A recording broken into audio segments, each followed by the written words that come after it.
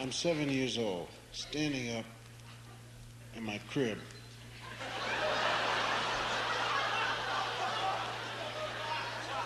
I kept falling out of the crib. I really, they gave me a bed, but I kept falling out of it. And I'm staying up there. My parents are going out, see. They're just walking back and forth. We live in an apartment building. There's only one bathroom. And there's my bedroom, then my parents' bedroom. And they have to pass by my bedroom in order to get to the bathroom. And if the door's open, I can see them. And I know they're going out because they keep bumping into each other, Boom, boom, get out of the way. Boom, where's my sock? I don't wear them, So, this is before babysitters, when parents did not believe in babysitters at all. The philosophy was, what? Let some stranger look after my kid? I'd just as soon leave him home by himself. So, I'm staying up there. I got my sleepers on. I wore sleepers till I was 12. I love sleepers because I used to put mashed potatoes in the bottom of my sleepers and make my mother feel them. Mom, Phil's a dead rat, she'd faint. My mom would faint for anything, man. I used to get hit in the head with a rock and cover up the blood. She couldn't stand blood for nothing, man. I'd go home, stand right behind her. She's cooking. Mom, look, blood. She'd faint. So I'm standing up in the crib and they both come up, And now the whole thing to them is that they have to scare me to make me stay in the bed, see. They tell you some kind of a lie. That's what the parents used to do. There's a green monster out the door. If you get out of that bed, he'll eat you right up, So, I'm a con man. I really am. I'm a good con man. Boy, I never went to school if I didn't want to. My whole thing was so beautiful. My mother used to come in, boom, open the door, and I'd be in the bed, And she'd say, aren't you going to school? And I'd say, Mother, is that you? Just bring your face here so I can touch it before I leave. Never went to school one day. And always got out at 3:30 to play. Used to go up to her, 3:30. A miracle happened. I'm well. You're not well, get back into bed. Honest to goodness, Mom, a little angel came right up on my bed, hit me with a wand, plang, said, go out and play. And she had to believe the angel. I knew that. So anyway, I'm standing in my crib. And I said, now don't get out of the crib, please. She said, my father, I love my father's approach. It was basic. Stay in the bed. That's all, stay in the bed, see? I knew how to answer him. I will. That was it. He'd go, and then I'd jump out of the crib, Papa's beautiful, but mothers, they give you a half out. Stay in the crib because your life is important to this and that. Oh, yes, I've heard that before. But my old man would just come up, stay in the bed. Right, Dad. And he'd leave. He said his piece, So now my mother comes in. I don't get out of the crib. Yes, Mother, I'm tired anyway. I'm going to sleep. The Sandman's beating me to death, and I'm so tired. Pardon me for not seeing you to the door, but I'm just tired. I'm telling you right now, don't get out of that crib. Now, the last time you got out of the crib, you went in and listened to that radio and heard that awful Lights Out program, and it scared you so bad that you smeared Jell-O all over the kitchen floor to make the monster slip if he came at you. And your father went into the kitchen to get a drink of water, slipped and hurt himself. Now, to make sure you don't get out of this crib, we've placed over 100 black poisonous snakes around your crib. And if you so much as put a toe out there, they're gonna bite you, you're gonna swell up and be dead until morning. I don't see no snakes, they're invisible. And she left, boom. Boy, I'm telling you right now, I'm so sick of this place, I'm gonna run away from home. They're always putting black snakes. Snakes! You get out of here! This is not your room, this is my room, and you just get out of here. I don't care who sent you in here, this is my room. I didn't ask you to come in here, nasty snakes. Snakes, do you hear me talking to you? Huh? Snakes? I gotta go to the bathroom. Come on, have a heart on a guy, will you?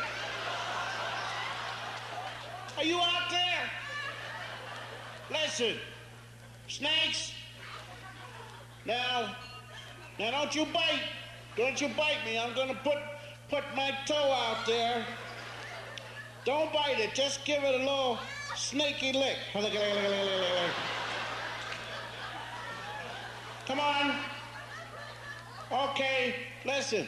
You could bite it just a little bit. But don't put none of your juice in it. Nothing. Well, go ahead. I bet you're not even out there. Go and bite it, suckers. Yeah, I know you wasn't out there. Lie to me, boy. I'm going and listen to the radio. We had a Philco radio. It was about 6 feet tall. Had 287 knobs on it, of which only 2 worked. Off on volume and the station selector. The extra knobs were if you'd lose one, you could replace them right away. You don't have to go to the store. And I loved to get scared to death. Anything that'd scare me to death, I loved it. I loved Frankenstein, a Wolfman, and a Mummy so much. I used to sit right up front. And then they would come at me and I would squish myself into the orchestra pit. I hid all over the place. I'm telling you, I had pictures of them all over my house. Never looked at them. Was scared of them. There were 3 programs that were scary. One was Suspense. That wasn't too scary. That was suspenseful. Then there was Inner Sanctum, where the guy played the organ.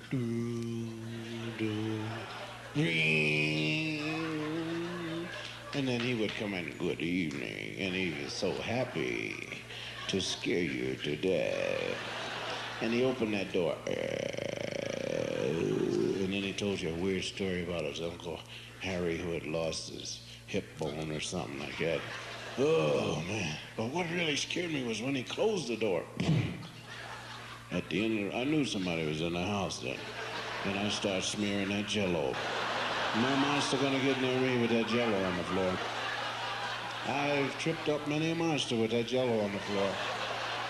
Yes, sirree, Bob. And now, got my radio, I turn it on. You gotta wait, maybe 8 days. It'll heat up, you know, it does. And then I just, there's good news. Good evening.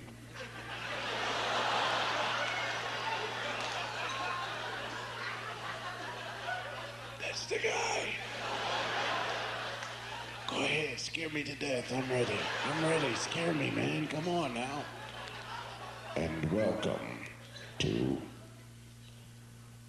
Lights Out. Yeah. Go ahead, scare me. I was dumb enough to do whatever the guy said to do on the radio. Turn your lights out. Yeah, all right, yeah. They're out. Go on, scare me to death. I'm ready. Tonight's episode is about a chicken heart. A chicken heart that ate up New York City. Yeah, go chicken heart. Go get him. Eat him up, chicken heart.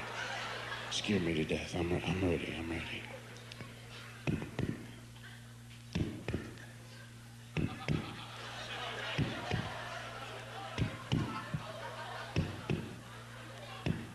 The chicken heart was kept alive in a laboratory in a vat. Special solution. Half blood, half sodium salicylate.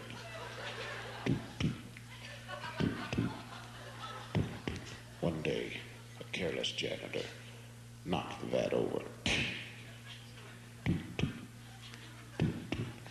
He went to get a rag to clean it up.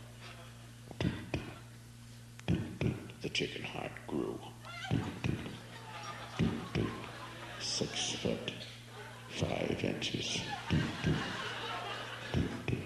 And in search of human blood. The janitor came back, opened the door. The heart ate him up. What? Go get him, chicken heart. Go get him. Go get him.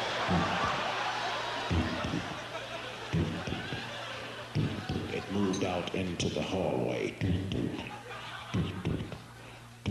Rang for the elevator. 4th floor. Ah! Go get him, chicken heart. Go get him. You will. Moved out into the street. Ate up all the cabs. Beep, beep. The Empire State Building. Ate up the Jersey Turnpike. It's in your home state. It's outside of your door.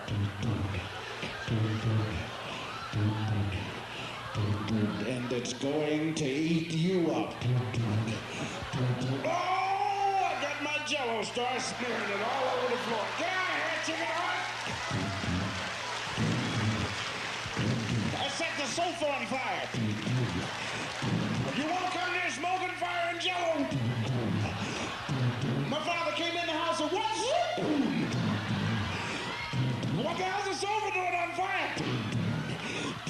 Come in the house, the chicken heart's gonna eat you up, hurry up, okay. Zip, what chicken heart are you talking about? We're on the radio. So the idiot, turn it off.